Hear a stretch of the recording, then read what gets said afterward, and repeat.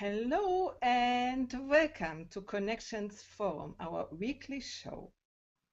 Today's topic is how does animal communication help your healing? And we have a special guest, Vicky Lewis. She is here for the second time. First time she spoke about spiritual healing. And today we will continue the talk which we began last time and talk about the animal communication. First, some words about connections. Connections Forums offers interviews and talks about the most important areas of our life, such as healing and improving our relationships, nurturing conscious awareness, and expressing who we are, and also how to continue our personal healing process. And the purpose of our show is to inspire and to teach you skills for dealing with the mental and emotional upheavals that happens to everyone from now and then. All episodes are recorded on YouTube and you can then watch them on our website, Hangout on connections.com. You know, you can interact with us live here on the event page. We have comment tracker on and we'll respond to you. And also later, when you watch the replay, please, please, please leave your comments and, excuse me, and we will come back to you. Before we begin, just some few words about me. I'm Heidi or Adelheid, and I'm a coach and a counselor and also a classical singer and a voice teacher and so many things all together. I have integrated all into my life and think also by my years I have come to a certain wisdom, and this I want to express in our shows and even in our upcoming shows, but we talk about that later. So far you can find information about me in English in thepowerofrelationship.com, and now I give over to you, Margherita. Hello and welcome to this very special episode. I am Margherita Crystal Lotus, and I'm an intuitive life and business mentor who helps women who have emotional problems and experiences stress, and helping them over that little hump in their life so that they can fulfill have a fulfilling life and also have a fulfilling career. I also have a private retreat here in Kingston, Ontario called Enchantment, where I see private clients over weekends or days for special work. And I am so excited to introduce to you Vicky Lewis. Vicky Lewis is a certified pet whisperer. And she can help you to answer questions about animal communication. And she will also bust the myth, the 3 myths about animal communication, and share an easy exercise that you can use to develop your animal communication skills. So animal communication is healing and fun and can lead to deeper connection with understanding the relations between animals and people and their pets. And I'm putting this over to you now, Vicky. Can you introduce yourself if I missed something? Thank you, Margherita and Heidi, for inviting me to be here. Let's see, I am an animal communicator. I am also a life and business coach for women, and I am an energy healer. And I, like you guys, I combine a lot of this together. My website, you can find out more about me through going to clarityqueen.com. It's my website. And I'm just so excited to talk with you today. I do animal communication, by phone mostly, so I get to talk with people and animals from all over the world, and it's just the most fulfilling, soul-fulfilling work that I'm just so grateful that I've developed these skills, and I'm so happy to share ways that you guys can develop them also. So, yeah. Thank you. So what is animal communication? Is Well, it speaking like another person? How does it appear to you? it's like, do you know whenever we think of a friend and then we haven't seen that friend in a while and then we'll run into them like at the grocery store or something? Mm-hmm. Or like this happened the other day with a friend I haven't talked to in about, I don't know, 6 months. And I was like, I need to call her. And she was like, wait a minute, I was just thinking of you. I'm so glad you called. You know, you must have got my message, my telepathic message. So it's telepathic communication, essentially. That's what it is. And that's what both humans and animals do naturally. And it's that in a nutshell is what it is. You can also observe their behavior. You know, if you were to see an animal in person, you can observe their behavior. Look at their body language, look at their ears, their tail. But sometimes when we see the animal in person, it's not really what's going on. It's not the true message that the animal is conveying. So the animal can be communicating something entirely different than what their body is saying. Similar to what humans can do too, you know. Yeah. So what you're saying is that there is like sort of an upper channel or a sort of broadcast space or a space in which is really not in time, right? That we can tap into. Yeah, I call it the telepathic highway. The telepathic highway.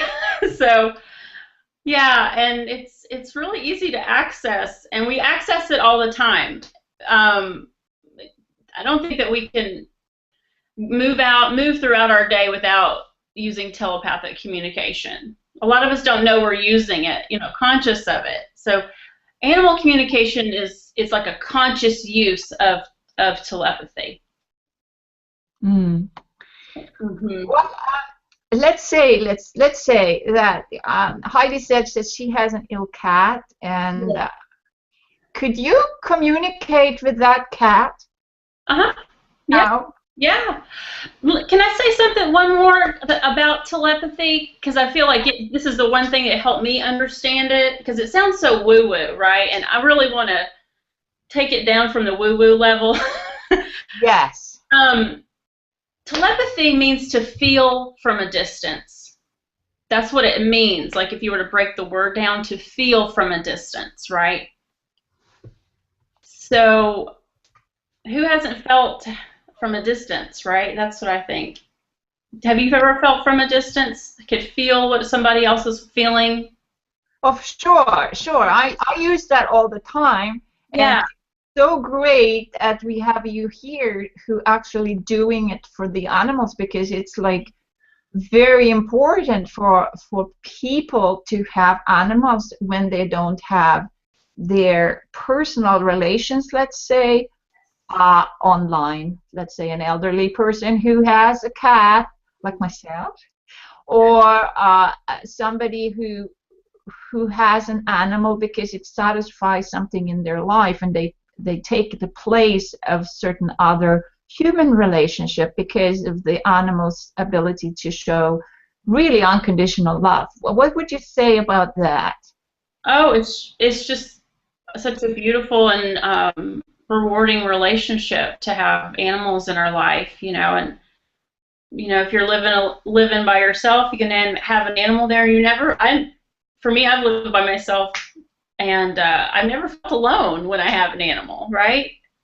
It's like there's always somebody here hanging out and, you know, showing me attention, wanting to play, you know, cuddle, all that, you know. So it can really be really fulfilling, and very healing.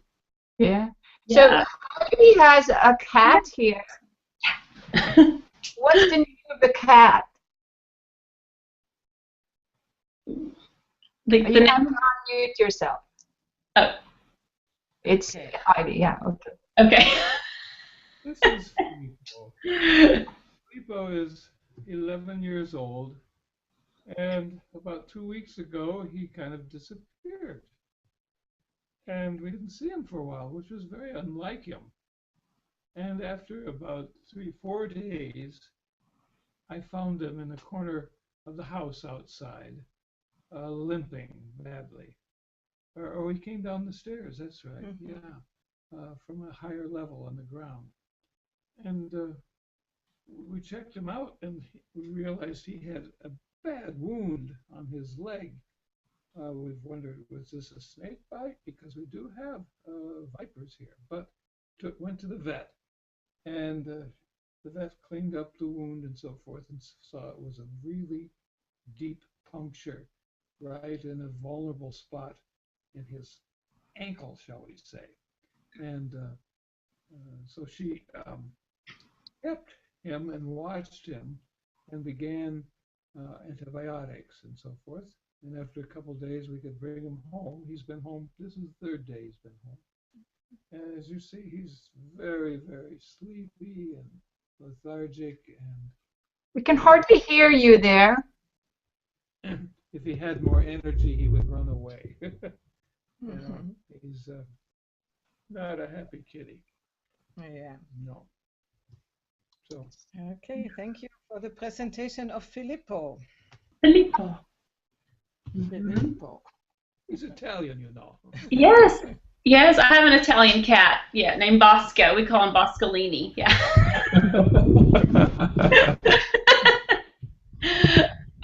So what would you like to know? What kind of questions do you have for him? Is it okay that we're taking care of you the way we are? Okay. Let me just take a moment just to relax, and I'll just show you like how I do it. So it's just really a relaxing.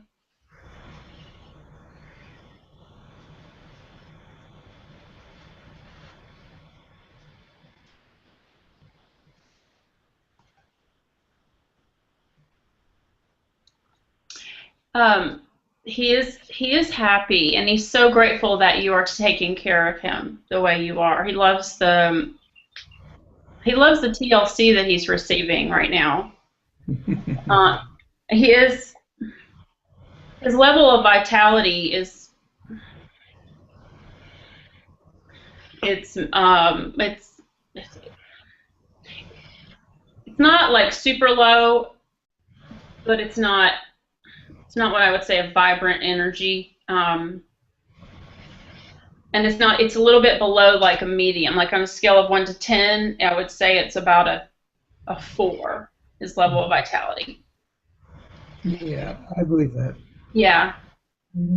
Yeah, but he is happy. He you know, he feels happy, and he loves all this attention. Yeah. Can you ask him why he didn't come immediately? Why he waits until it's really down, and has no force, and then he comes home and allows us to help him? He was away about 5 days before his leg was big. You know this.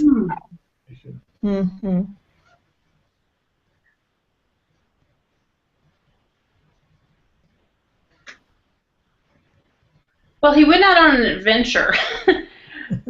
And he was having a good time, and then this happened, and it took him a while to get home. You know, it wasn't like an immediate, like, because of the injury, it just took him a while to get back. And it was a shock to him at first. He was like, whoa. So he needed to take some time just to like get himself grounded enough to get back. Okay. He's so grateful he got back, and that you guys just, you know, took immediate care of him. Oh, look at that love bug. Sorry. Yeah, he's more energetic now. Yeah. He is more attentive, more energetic, as if really something happens here. Yeah, I've seen this when I did the live animal communications. They're like, oh, they love us. Most of them love talking in this way. Some of them are like, whoa, what's happening? I'm not used to all this attention, you know, but he enjoys this. Yeah. So thank you, Vicky. Oh, that was a blast. Yeah, thank you. Oh, he's wonderful. And has he been getting outside in the sun? No, normally yes, but now we keep him inside because he needs to have the antibiotics every day, and I don't want to risk that he is running away, because normally our cats are outside, and he then, as he is an old warrior, and during the last year he came to sleep inside. And you know, it was strange that he didn't do it anymore. Yeah. He's a very courageous cat. He is sterilized, but he is defending the whole group here against foreign cats, you know. Yes, he does feel like he has a big job, and that's why he's asked me, you know, as soon as possible, can he go outside? Okay. Yeah, and he's needing some sunshine. That's going to help him get back to his full health. Oh, good. And we can do it. Okay, thank you. We'll do that if he doesn't run away. Yeah.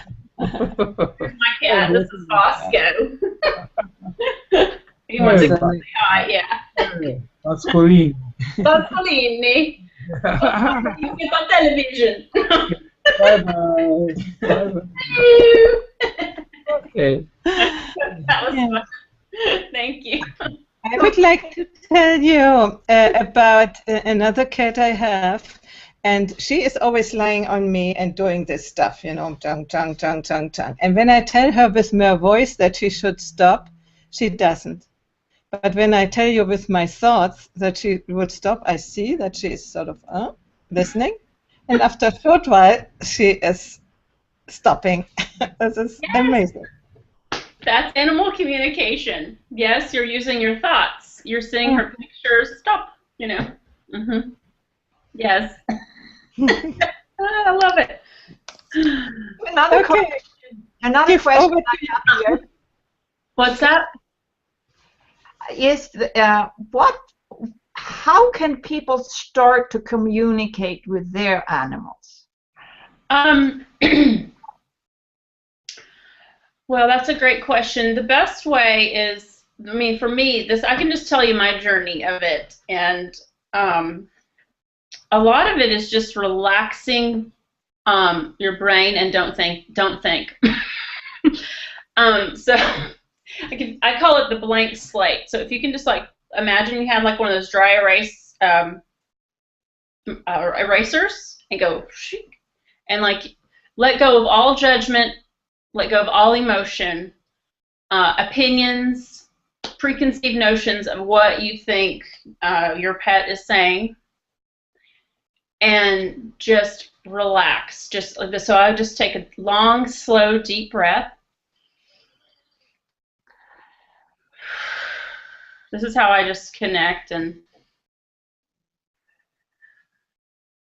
then I put my brain into like this blank slate, just like, and then I go, so, like I would say the animal's name out loud. So if I want to talk to Bosco, my cat, so I said, Bosco, how are you doing today? It's just like talking to a person, right? So I'm polite, I'm friendly. How are you doing today? How are you feeling? And then, because my mind is relaxed and just open, I will hear something. Everybody receives information differently, right? There's all the different clairaudience, clairvoyant, clairsentient. There's all those different ways that we can receive information. So, because I'm in an open place, I'll hear a message, or I will receive a physical sensation in my own body. Sometimes if an animal's really stressed, my body will feel stressed. Or if the animal's feeling like really, really good, I'll be like, whoa. It's like, whoa. It's like this high level of like energy that I feel, that I know that it's not my own. It's the animal's. And it's because I've made a conscious decision to communicate with the animal. That's why this information is coming in. Our human mind is just amazing. So this is kind of like taking your brain to brain gym. That's what I like to feel. And the more that we use this type of communication, the stronger and easier it becomes. And the self-doubts and all of that will fall away, because it will just be like very clear. You'll get very clear answers. Does that make sense? Yeah, it does make a lot of sense. And so what kind of results does the pet owner receive in general from actually communicating and developing that intuitive or telepathic ability? Oh, it's beyond. I can't even tell you the results. The results that they receive. The animal. Well, one, the human animal. Your relationship with your animal will become just a lot more fulfilling. I feel it'll become like a deeper connection, even beyond what you have. You'll just start to you're like, oh yeah, I get my animal gets me, and you'll also be able to feel the love that's between you even more deeply. That's been my experience. And a lot of times, not every time, because each animal is unique, but a lot of times the annoying behaviors that your animal may have may fall away. There's certain behaviors that are a little bit more complicated, and it takes a little while to work. The person needs to change them too in order for the behavior to change in the animal. But some of the behaviors will improve. You know, animal communication can be very helpful. You know, when an animal is near transition time, time of death, for deciding of whether the animal is ready to go or not, and how the animal, you know, how would you like to go? Would you like to be, you know, me take you to the vet? Do you want to go on your own? You know, that's oftentimes when somebody will call me, is when they want some information of how to work through this, you know, the end of life transition. That's one way. It can be also very helpful with solving some dietary issues. Like, why isn't my animal eating their food? You know, they've been eating the food all these years, and then they stopped eating this food. What's going on? What do I do? What do they want to eat? And so we can have a, you know, very direct conversation with the pet to see what foods the animal is craving, what would be nourishing. Does the animal feel nourished? What is the animal craving?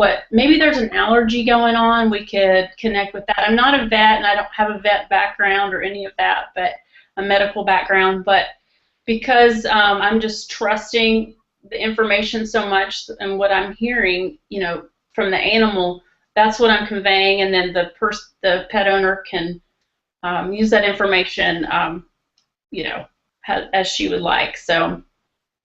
Yeah, so that's what I've discovered, how it can be beneficial.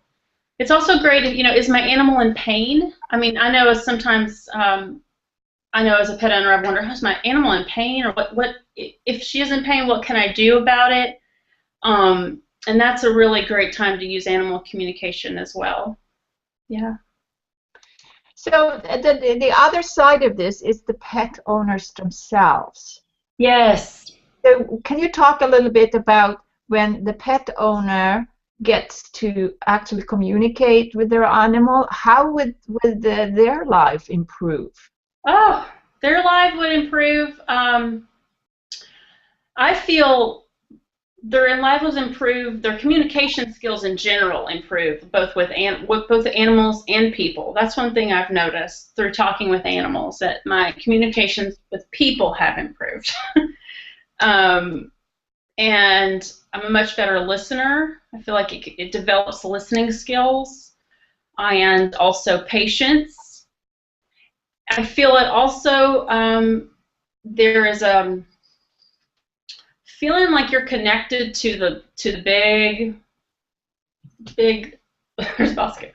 The big picture of life, you know, the whole energy of life. There's just like this feeling of connection that I feel people can receive through animal communication, like really feeling connected to life. And we're not separate from animals. We actually are a mammal. We're an animal, you know. So it's just a wonderful, there's just so many benefits. I could go on and on. Mm-hmm. Well, there's another question too. You know, there's people who are speaking to extraterrestrial beings or other entities. Is this similar with the animal communication? It's probably using the similar type of, you know, part of your brain. Yeah, I'm not super familiar with that type of communication, but it's probably using the telepathic part of your brain. Yeah. And you can use animal communication to connect, with wild animals, fish, dolphin, whale, sharks, even plants. Yeah. How do you communicate with the shark? What's the mind of a shark? That would be fun to hear about. Sharks are really cool. The ones that I've connected with. The thing is each animal is unique. Each animal has a unique voice, a unique situation going on, is going to tell you different things. But the sharks that I have connected with, there's a similar feeling that I receive, and it is very focused. It's just like, and I feel like they don't feel aggressive or, any things that we have preconceived notions of a shark. But they are very focused, and they feel like they know what they want, and when they want it, they go get it. So I feel like if you want to invoke that type of energy, this could be a benefit for a human. If you want to invoke a more focused type of energy in your life, talk with a shark and see what it feels like to be in a shark's energy, and you could feel more focused in your life. Same thing with eagles. Eagles are very, the ones that I've communicated with, when I connect with an eagle, my eyes, my vision becomes super clear. So if I want to have better vision, or if I want to see like the big picture, I connect with the energy of an eagle, and it's like, whoa. It's like I can see better.